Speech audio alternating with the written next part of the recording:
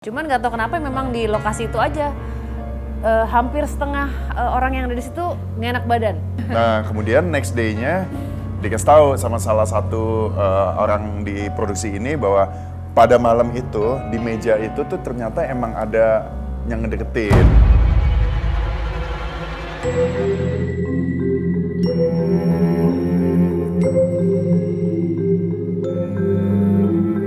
Boleh ceritain dong tentang film Sabrina ini?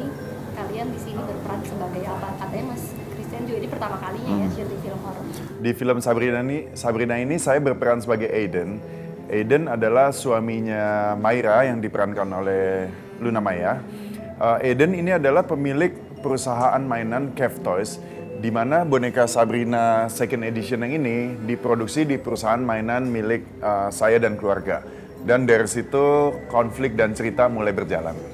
Saya di sini berperan sebagai Bu Laras. Bu Laras di sini adalah paranormal yang dari The Doll 1 dan 2 ya. Dan di sini kembali membantu Mayra dengan keluarga barunya menyelesaikan sebuah teror baru yang mereka hadapi gitu. Oke, Mas Christian apa nih yang memutuskan untuk turut serta dalam produksi film horor pertama? Sabrina ini adalah film horor pertama saya. Kenapa saya akhirnya ikut di film ini? Sebenarnya saya nggak ada masalah lah dengan film horor atau film apapun itu ya. Kebetulan karena belum pernah syuting horor, maka ini sebagai warna baru lagi di acting saya atau di film-film saya. Kalau yang lalunya mungkin banyak drama, ada komedi segala macam. Nah ini juga tantangan baru. Tapi saya emang sangat-sangat memilih gitu ya. Terutama kalau film horor di Indonesia itu sangat banyak, hampir semua, nggak semua sih. Maksudnya banyak PH yang bikin film horor, tapi kita juga bisa lihat kualitasnya. Jadi saya sangat milih bahwa kalaupun saya ikutan film horor, saya mau yang kualitasnya bagus. Dan akhirnya ketemu dengan Pak Rocky dari Hitmakers, dia nawarin saya skripnya, saya baca dulu. Ketika saya baca juga ini sesuatu yang beda gitu film horornya dengan lain. Kadang kalau misalnya film horor kita baca di skripnya itu nggak berasa seremnya gitu kan ya, karena harus visual gitu. Tapi ketika udah baru dibaca skripnya aja, saya udah tertarik gitu karena bagus, kita bisa imajinasi di kepala kita sendiri cerita yang akan seperti apa, dan juga nggak hanya mengandalkan kaget-kagetannya aja gitu, tapi emang ada ceritanya. Ini menurut kalian boneka Sabrina ini seremnya tuh seberapa? Gue sih lumayan gitu, misalnya malam-malam di rumah gue di pojokan mana gitu ya, tiba-tiba ada boneka kayak gini, gue sih lumayan. Juga, oh ya. Oke, tenang dulu, ngapain nih gitu. Yang bikin gue serem tuh matanya sama alisnya.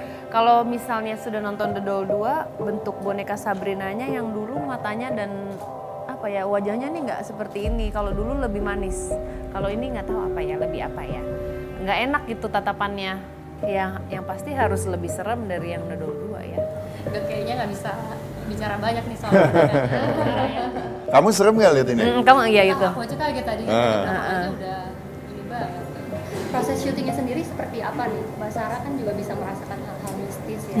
Ada kejadian yang nggak enak gak sih selama proses syuting? Kejadian nggak enak mungkin kalau sampai mengganggu pemain sih enggak, tapi memang lokasinya lain dari yang biasanya. Ada satu lokasi di daerah puncak itu emang nggak tahu kenapa energinya nggak enak aja gitu. Tapi sih kita juga mungkin Christian sempat merasakan juga, saya juga merasakan, sampai Pak Rocky pun merasakan, tapi tidak sampai mengganggu jalannya syuting. Cuman kita badannya nggak enak, terus agak apa ya, kita kemarin kalau Christian kan rasanya capek ya. Iya, jadi pas syuting itu satu adegan tengah malam, kita syuting sekitar jam 2 pagi gitu deh, emang udah capek gitu. Tapi biasanya ya kita namanya pemain ya masih fit lah gitu ya.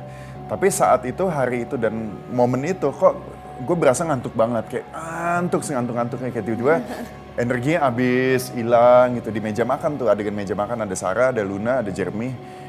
Kita semua harusnya prepare untuk acting gitu ya, tapi kok ngantuk banget. Terus gue juga lihat Sarah nih kayak kita lagi ngobrol sesuatu yang seru gitu, kok Sarah kayak agak sedikit beda, kayak nggak tahu nih jaga-jaga apa nih gitu kan. Kita kan jadi tegang-tegang juga. Nah kemudian next day-nya dikasih tahu sama salah satu orang di produksi ini bahwa pada malam itu di meja itu tuh ternyata emang ada yang ngedeketin. Terus kita jadi capek atau gue jadi capek, yang lain juga merasa capek itu karena ya mungkin energinya disedot kayak begitu-begitu. Tapi untungnya nggak ada yang gimana-gimana sih, cuman ngantuk banget. Tidak menghambat ya. Tidak menghambat. Cuman nggak tahu kenapa memang di lokasi itu aja hampir setengah orang yang ada di situ nggak enak badan. Oh, mengalami kejadian serupa kayak gitu. Nggak enak badan aja. Keluar dari situ nggak apa-apa gitu. Tapi ya udah itu aja. Kalau dari segi chemistry antar pemain, boleh ceritain seperti apa Kak Syil? Ya, kalau saya sama Luna sih udah ke film ke berapa, udah sering lah, udah film kelima kalau nggak salah. Dan lain-lainnya gitu ya. Sama Luna udah kenal, sama Sarah baru syuting pertama kali ini, sama Jeremy Thomas juga pertama kali. Semuanya sangat-sangat menyenangkan. Kalau menurut gue pemainnya tuh seru banget, kompak total. Chemistry-nya juga nggak terlalu sulit lah dibangunnya gitu. Cuman emang kita harus by director's direction aja gitu. Selebihnya sih menyenangkan ya. Menyenangkan banget. Kan saya juga baru ya di sini. Terus Christian, Luna tuh sangat membantu. Kayak misalnya ngambil adegan Ibu Laras saja dan harus melakukan kayak dikejar-kejar sendirian itu kan kayak nggak bisa membayangkan. Kadang tuh masih suka bingung. Kalau Christian mungkin udah tahu, dia udah paham kamera di mana itu udah lebih paham. Gitu. Karena udah ngerti, udah terbiasa kan. Kalau aku tuh masih belum gitu. Dan kadang dibantu sama mereka dan nggak ada yang minta, terus tiba-tiba di sini gue aja yang mancing gitu kan, kayak harus dikejar sama Christian. Dia akan melakukan adegannya bukan yang kayak males-malesan gitu, dia melakukan full in character dan beneran kayak ngejar gitu. Soalnya kadang-kadang Thank you kita ya. sama-sama loh, kamu juga banyak yang kayak begitu. Cie, gitu. Nggak, soalnya gini, kadang-kadang kita dapat pemain, misalnya kita dapat pemain yang nggak oke lah gitu, yang nggak oke dalam artian nggak saling support. Kadang-kadang udah bagian gue udah kelar ya, udah bagian gue udah kelar, gue selesai, gue di ruang tunggu aja main HP lah atau apa. Tapi kalau ini nggak, kita pemainnya tuh benar-benar saling support. Meskipun bagiannya dia sudah kelar, dia tetap harus support temennya itu supaya ya adegan utuh secara maksimalnya itu bisa tercapai gitu. Jadi ya tim ini sih benar-benar seru banget sih, Iya, seru kompak. banget. Kan sekarang kan film horor kan makin banyak. Persaingan film horor, Mas dan Bani melihatnya seperti apa sih?